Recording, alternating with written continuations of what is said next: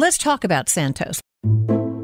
Last November, he was elected to the House of Representatives as a Republican. He had shown himself to be almost anything other than what he purported to be. His name, George Santos. At least that's what we think. He has used a number of aliases.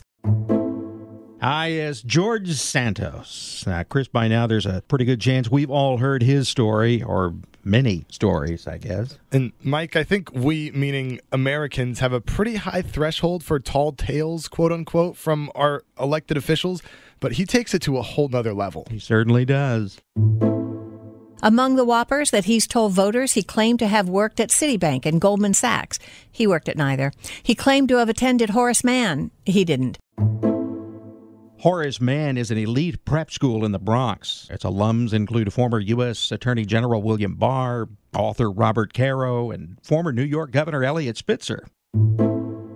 He said he received a degree from college in economics and finance. He didn't graduate college. He claimed he played volleyball in college on a volleyball scholarship. He didn't do that either.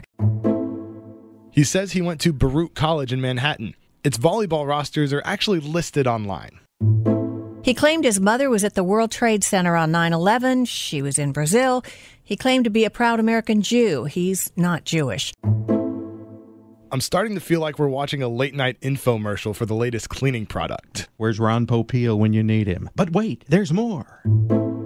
He claimed he had 4 employees who died in the Pulse nightclub shooting massacre. He didn't. He claimed to own real estate and have deadbeat tenants he was unable to evict. He's never owned real estate, has himself been evicted from a rental, and he lives with his sister in her home. And it gets worse.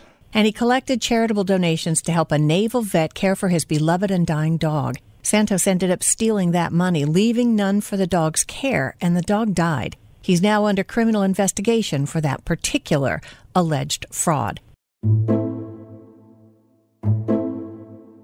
When there's one lie that's been exposed, it becomes very easy to sort of dig and look for all the rest of them. This is like digging up the backyard of a serial killer. There are bits that could be uncovered, skeletons in closets, as it were.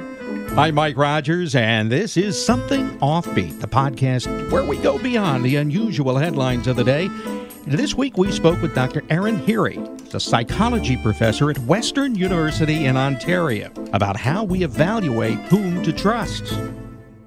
We have to make trust decisions every day, right? And we trust all kinds of people that we don't know very well, right? So you might send your kid to a school and you don't know their teacher at the beginning of the year. However, what you're willing to give the benefit of the doubt to the school because you trust the school. We also trust daycare providers. We trust the people we give our credit cards to at stores. So we make all of these trust decisions on a regular basis, and we use all kinds of cues in the environment. And sometimes those are visible similarity. Do you look like me? Do you act like me? And sometimes we look at these lower level social cues.